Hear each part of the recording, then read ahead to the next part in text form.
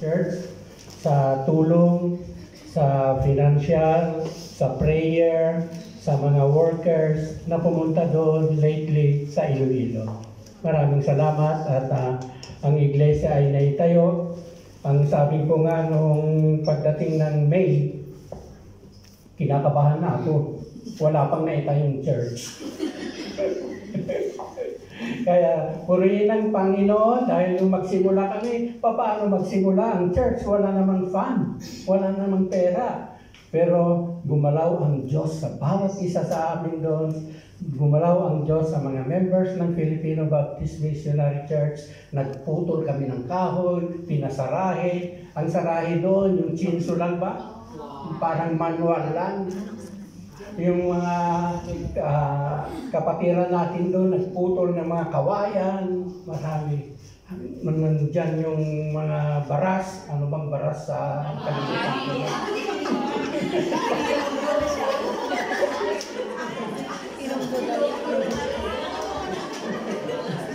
Nag-deliver din agad ng darat. Nag-deliver ng maraming buhangin. Ayan, nagsimula na hanggang matapos. Ang problema na naman, paano babayaran ang mga tumulong, yung mga trabahador doon. Pasalamat ako, nandyan yung asawa ni Ani. Ayan, napakasipag. Ang sabi niya, itong araw na ito, pinagtrabahoan ko, yung ibang araw, wag mo nang bayaran. Purihin ng Panginoon. Amen! Ang daming tumulong. At hindi ko alam kung paano gumalaw ang Panginoon dahil iniisip ko kung ako ang umiisip lang, hindi maitayo. Pero purihin ng Panginoon, nandoon nakatayo. At we are inviting you na pumunta na naman tayo ulit doon. At purihin ng Panginoon at magsama-sama muli tayo. Amen? Amen. Ayan. Ang mensahe ko ngayon, kung nakinig tayo doon sa kinanta ng ating magaganda at mga gwapong choir, at sa tingin ko nandun na lahat. Kaya closing prayer na lang kaya. Isama rin ko na lang. Ayan. Forgetting what lies behind. Yun po ang title natin. Paano ba? Mabubuhay ba tayo sa nakaraan? Brothers and sisters, I do not consider myself yet to have taken hold of it. But one thing I do, forgetting what is behind and straining towards what is ahead. I press on toward the goal to win the prize, for which, hindi na makita, for which ang ating Panginoong Yesus ang siyang nangunguna. Tayo po'y manalangin. Salamat o Diyos sa salita mo na aming pag-aaralan sa hapong ito. Open our heart, mind, upang sa ganon, Panginoon, maintindahan po namin. We pray for the Holy Spirit to indwell upon us, that we can able to understand Thy Word. Help us, O God. Ito po ang aming samot dalangin sa pangalan ni Jesus. Amen. Magpatuloy po tayo. Kilala niyo ba ang lolo ko? By the way, ang mensahe nito ay naibigay kong message yesterday ng Saturday group.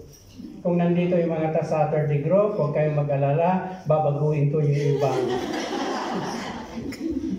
Ang si Lolo Albert Einstein, hindi ko makalimutan, napakaganda ito.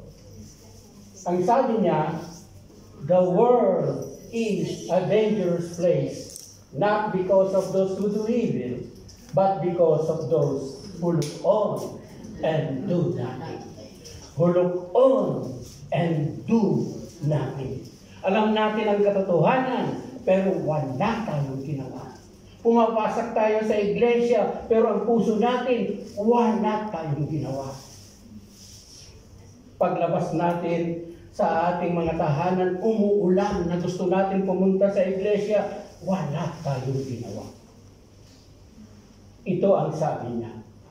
Alam nyo, madali naman yung evil because of who do evil. Alam natin na madali ang evil sa mga Kristiyano. Ano, bakit madali? Kung nandyan ang evil at gumagawa ng paraan sa ating mga buhay, ang sabi doon sa banal na aklat, pray, and the devil will flee away from you. Ang kadalasan kasi hindi tayo natututunan mag-pray. Ang sabi natin, yung mga problema, lapit tayo, kaibigan na kita.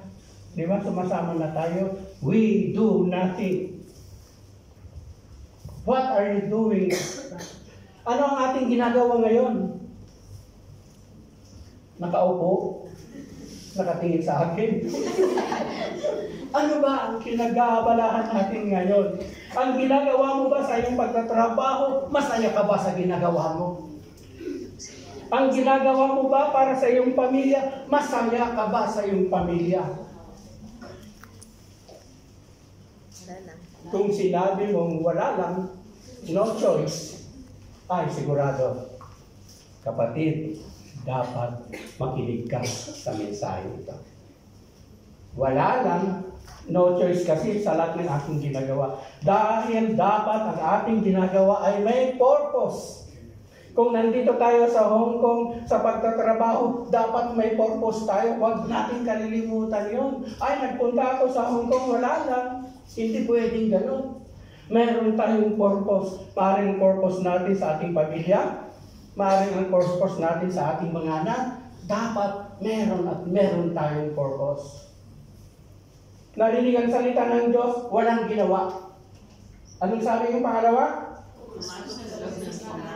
Walang ginawa. Ano ba? Makaring ang magandang balita ng kaligtasan at katatawad ng Diyos. Walang ginawa. Anong resulta? Walang ginawa. Ang bilis pala, no? Walang hanggang kapahamakan. Ayan. Minamaliit natin ito, walang hanggang kapahamakan. Darating at darating yan. Maraming nag-i-ignore yan. Pero sa huling yugto ng ating mga buhay, darating yan.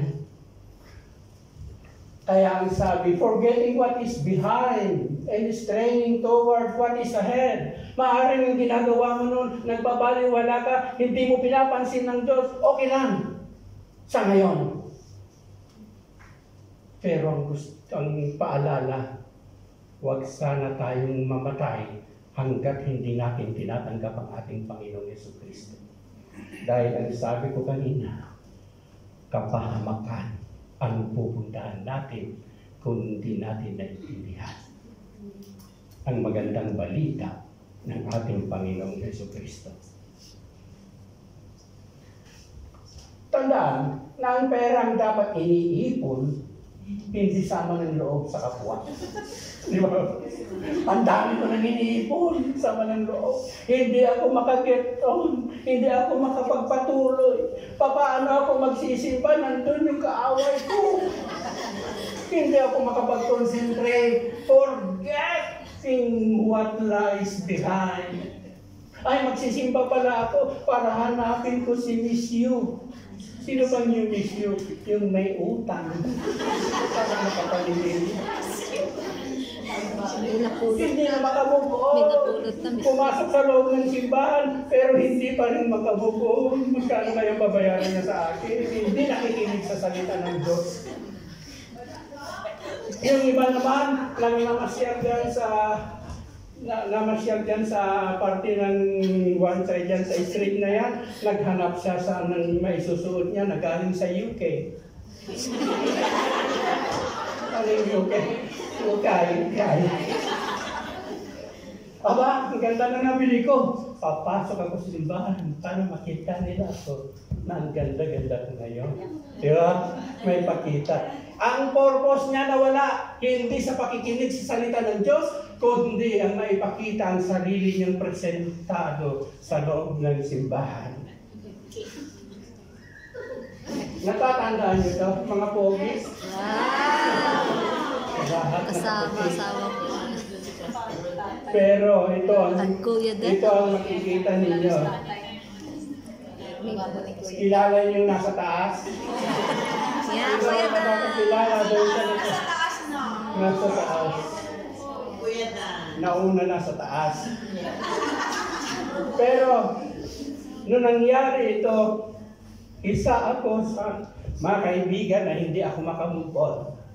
Isang araw, 2 araw, 3 araw, umiiyak ako. Hindi ko alam kung anong gagawin ko. Pero sa akin yun, papaano kaya yung membro ng pamilya, ang kanyang asawa, anak, kapamilya, mas lalo sigurong nararamdaman nila, hindi sila makamove on.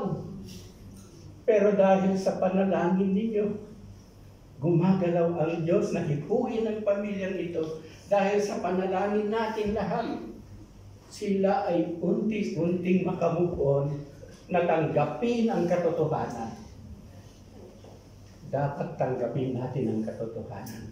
Kaya ang sabi ko sa sarili ko noon, paano ba? Paano ko ba makita na pasalamatan ang Diyos? Wala na. Magpapasalamat pa ba ako? Salamat sa Diyos dahil alam ko na sa piling na siya ng ating Panginoon. Meron pala tayong makitang pasasalamat sa Diyos sa mga nakaraang ginawa niya na maaaring alalahanin ko na napakasipag niya na maghayag ng salita ng Diyos. Salamat, Panginoon. Meron tayong makitang pasasalamat na maibigay sa atin. Meron tayong makitang pasasalamat sa Panginoon. Pero pag iniisip natin ay yung sarili lang natin, puro kulang. Ang sweldo ko, pagtanggap ko, kulang. Ipapadala ko, kulang na naman. Nandiyan na naman, nagme-message sila, mag-enroll na naman yung mga bata. Pero naipadala ko, na ano pang ipapadala ko? Resibo? Wala na. Pero itong tandaan natin, lahat tayo na nagtatrabaho dito sa bilang OFW, tandaan natin, hindi tayo nagpunta dito upang magtrabaho, maghanap ng pera. Nandito tayo magtrabaho dahil alam natin, sasamahan tayo ng Diyos sa ating pagtatrabaho. Amen? Sabi, maraming mga pagkakataon na binigyan tayo ng Panginoon, ay tanggapin mo kaagad. Pero ang tanong, kasama ba ang Diyos? Kasi kung hindi kasama ang Diyos, hindi na lang muna. Gusto ko makasama ang Diyos sa lahat ng aking ginagawa. Amen? Amen.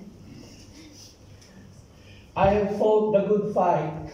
I have finished the race. I have kept the faith.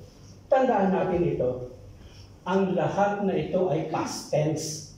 Nakaraan na buhay ng si Paul na sinasabi niya. Pero kung makita natin ang buhay ng ating mga kapatiran, ang kanilang pinagdaanan, kung ano ang nagiging testimony nila, makinig tayo. Bakit? I-bless tayo ng Panginoon sa kanilang mga testimonies para hindi na natin daanan kung ano yung mga pinaghirapan nila. Kaya ang sabi dito, I have fought the good fight, I have finished the race, I have kept the faith. Ang ibig sabihin, dumating man ang maraming problema sa kanyang buhay, pero patuloy pa rin siyang tumitingin doon sa ating Panginoon. Hindi siya humihiwalay sa Panginoon, hindi siya lumayo sa Panginoon upang matanggap niya ang righteousness, crown of righteousness na magmula sa Diyos. Alam niyo ito, isang istorya ito ng sa eskwelahan. Ang sabi doon sa Department of Education, yung 10 papasok na grade 1 na mag-aaral, ito ang makagraduate sa elementary. Hindi natin alam kung ano nangyari dun sa 3 nawala. May kanya-kanyang problema yan. Maaring lumayo, may financially, maaring maraming problema. Kaya 7 na lang ang pumasok sa high school. Sa 7 pumasok sa high school, 3 na lang ang natirang papasok sa college. Yun ang ng Department of Education. At pagka-graduate ng college, yung 3, isa na lang ang nagpatuloy, nakagraduate. Yung 2 na wala, hindi natin alam kung anong dahilan. Maaring yung financial problem, maaring Maraming dahilan. Kaya hindi sila nagpapatuloy. Ang tanong sa mga Kristiyano, kagaya ba tayo ng Department of Education na kung pumapasok tayo sa simbahan, ang bilang na naman nagsisimba, hindi na natin alam, maaring iba na wala na rin. Maaring yung iba hindi na rin pumapasok kagaya ng ano. Pero ang sabi ni Paul, huwag kang matitina dahil tutulungan tayo ng Panginoon. Galit ba kayo sa akin? Parang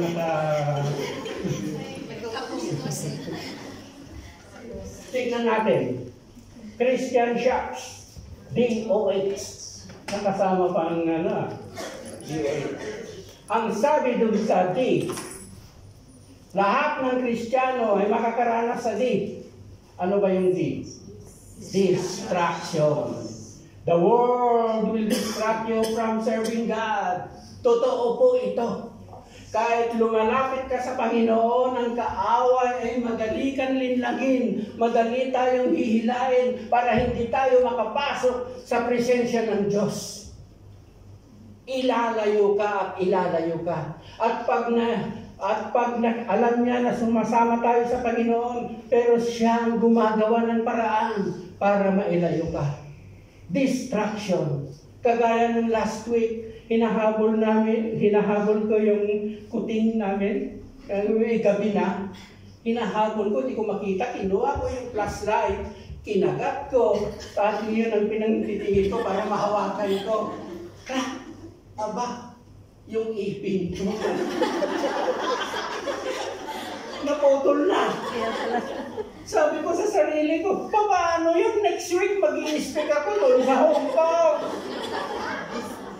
Ano yung hinaharap ko sa mga tao doon? Hindi ako ngumingiti. Mahirapan ako. Pero nangusap ang Panginoon. Distraction! Isang dahilan para ng kaaway na dinidistract ka. Huwag kang pumunta doon. Huwag kang maghayag ng salita ng Diyos doon dahil ang ipin mo bungit. Pero salamat sa Panginoon, hindi ako natinig kung anong distraction ng kaaway. Ganon din tayo. Marami tayong distraction. Naka-schedule na tayo na pupunta sa loob ng iglesia. Ang sabi ng isa, tumawag siya, "Hi, Bes! Wala yung amo ko, malis na sila. Punta kayo sa bahay. Bumili na ako, mag-ihaw-ihaw tayo, mag-barbecue tayo." Ang layunin na pumunta sa simbahan na wala. Distraction. Hinihila tayo ng kaaway. Tandaan natin, magaling ang kaaway para i-distract kung ano ang layunin mo, kung ano ang purpose mo na lalapit sa Diyos. Kaya huwag nating maliitin kung ano ang distraction na dumadating sa ating mga buhay. Pangalawa, yung O. Ano yung O? Opportunity. Ang opportunity dumadating sa ating mga buhay, kagaya ng sinabi ko kanina, maaaring inoferan ka ng mas mataas na sweldo. Halika, i-offeran kita ng mataas na sweldo, bigyan kita ng additional work, doble ang ibibigay ko sa inyo. Kaya lang, pag linggo, hindi ka makalabas. Opportunity. Sa akin, pagkakataon ko na ito, malaking pera, tatanggapin ko. Di ba? Tatang opportunity na yun eh. Kaya yung sinabi ko sa kanya, Panginoon, may opportunity na nagbibigay sa akin, tatanggapin ko ba? O hindi? Nasa iyo ang kasagutan. Kaya sabi ko sa kanya, Panginoon, kung hindi ko man lang makasama hindi ko man lang kayo makasama, hindi ako makapagsimba, hindi ako makapagpuri sa iyo at idakilain ka, masaya na ako sa kinalalagyan ko. Diba? Opportunity. Ako, nadali rin ako doon sa opportunity. Nung nagpurgod na ako, ilang buwan, ilang linggo, nandun ako, aba, nauubos na yung pera ko. Nawawalan na. Pagtamang-tama, ang ang ang economic ng bansa padive. Yung ibang pera ko na nakuha ko sa amo ko, ininvest ko sa stock market. Pa-down hanggang sa nawala. Opportunity. Ay, mag-apply na lang ako sa Hong Kong. Pupuntahan ko doon. Pero that time, nagsimula na kaming nag-Bible study at nagsiservice sa isang basketball court doon sa Agdalusan. Natanggap ako doon sa amo ko hanggang sa naging success. Meron akong visa, tinawagan ko si Brother Melchor niya. Meron ba akong matutuluyan dyan? Sabi niya, punta ka lang dito. Sama tayo sa isang kwarto. O sige, bukas nandyan ako.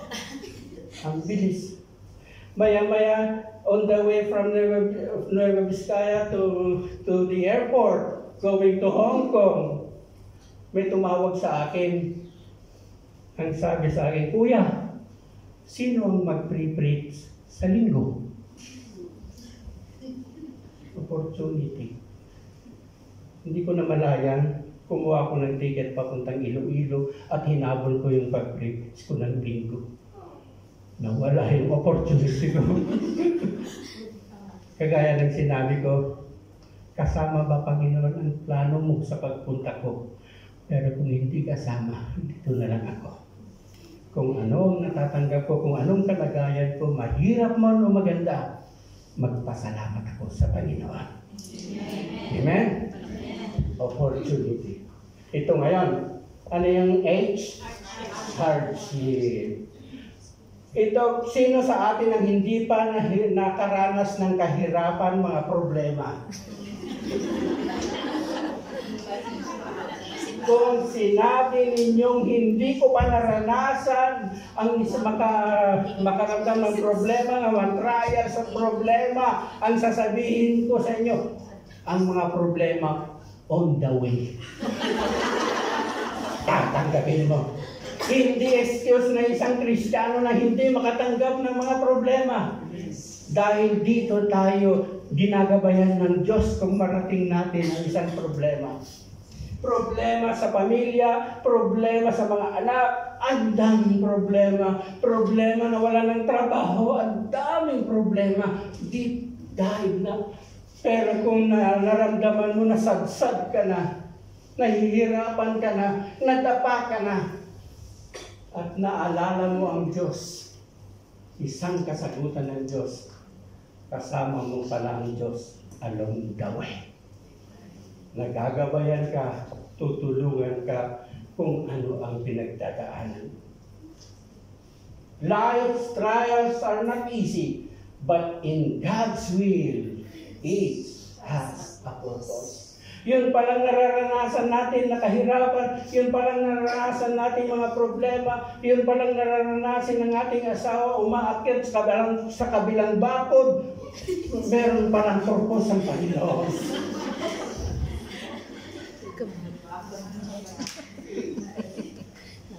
Dahil kagaya nito, ang Diyos ay tinutulungan tayo. Pero ang mga plano natin, yung mga iniisip mo natin na magplaplano ako. Nung nasa ministry ako sa Agdalusan, ay nag-isip na naman ako. Ang isang pastor pala, hindi siya kumikita. Umaasa sa biyaya ng Panginoon. Sabi ko, ay kulang to. Nag-apply na naman ako, nagpadala ako.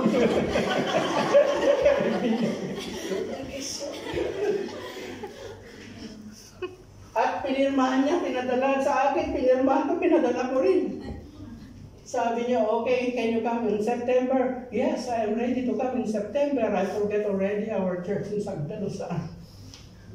Pero maraming problema akong pinagdaanan, yung hardship, hindi pa maaprubahan yung visa ko dahil hindi pa naipasok sa government immigration. Hanggang ngayon ang tagal-tagal ako ang naiinip. Pero doon ako minoword ng Panginoon. Minsan pala i-crash down ka ng Panginoon. Ang ganda-ganda na ng jar mo, yung buhay mo na parang jar, i-crash down pa ng Panginoon, babaguhin. Pero kung marunong tayong sumunod sa kalooban ng Diyos, ang pagbabago pala ng Diyos ay ikabubuti ko at ikabubuti ko. Amen. Wala nang inisip ng Diyos kundi mabigyan tayo ng magandang buhay, magandang kinabukasan. Amen?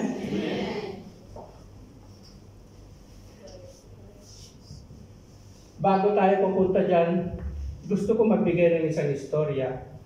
Merong isang OFW sa Saudi Arabia.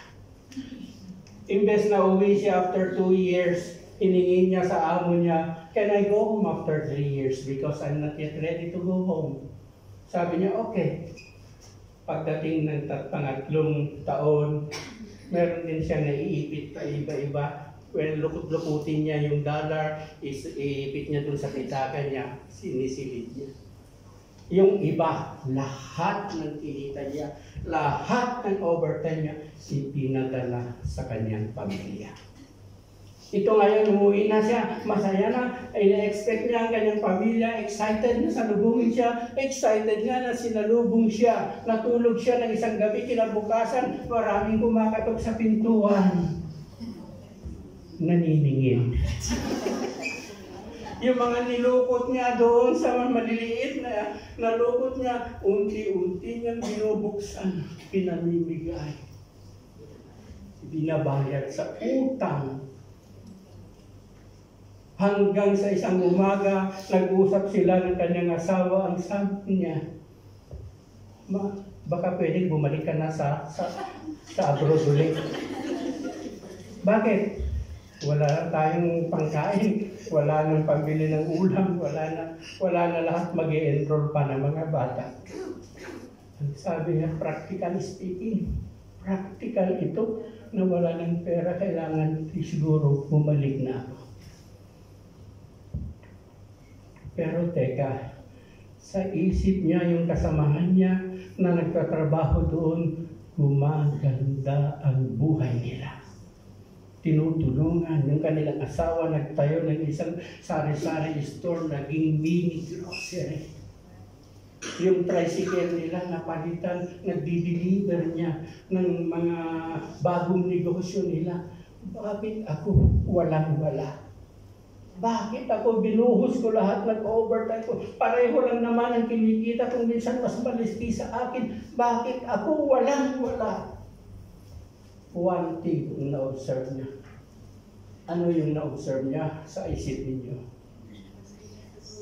Ako pa rin ba ang sasagot?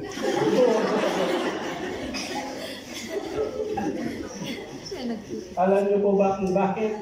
Sa lahat ng taon na inubos niya doon sa pagtatrabaho, sarili lang niya ang iniisip niya, pamilya lang niya ang iniisip niya na maipadala para mabigyan ng magandang kinabukasan ng kanyang pamilya. Anong nakalimutan niya? Ang Diyos.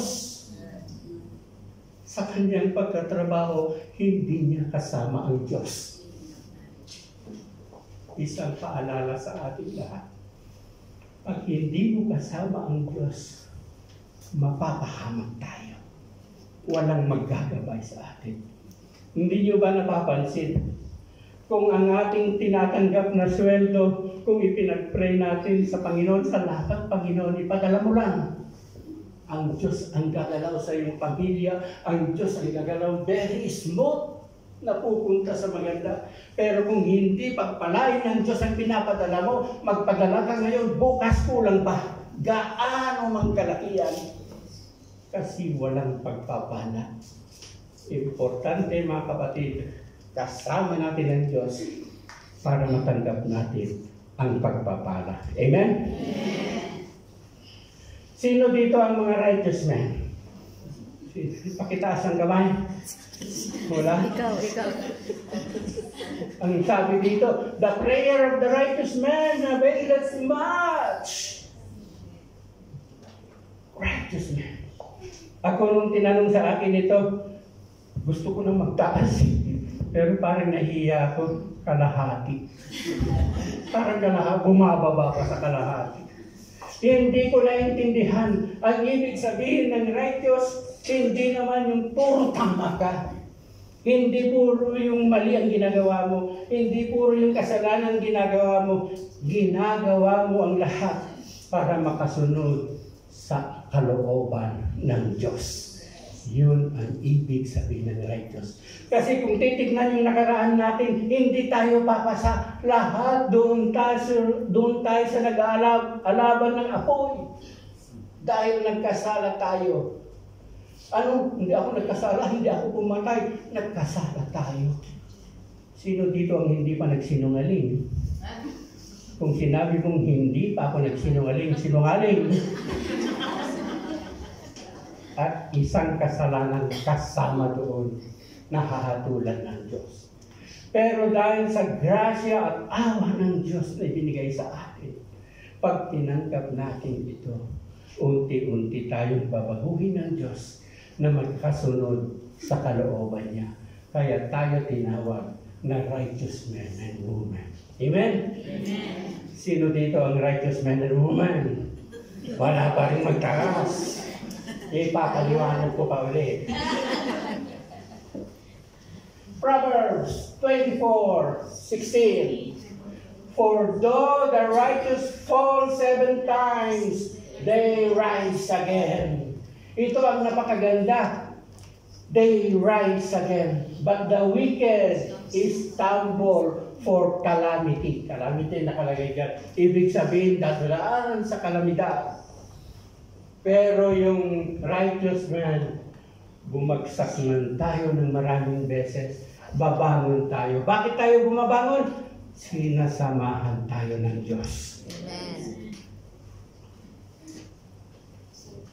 Kaya, brothers and sisters, parang ano tayo eh. Parang tayo yung sumakay sa eroplano. Sino nang nakaranas sumakay eroplano? Siyempre, nandito na kayo. Huwag ka na magtanong mo yan, nandito na kami.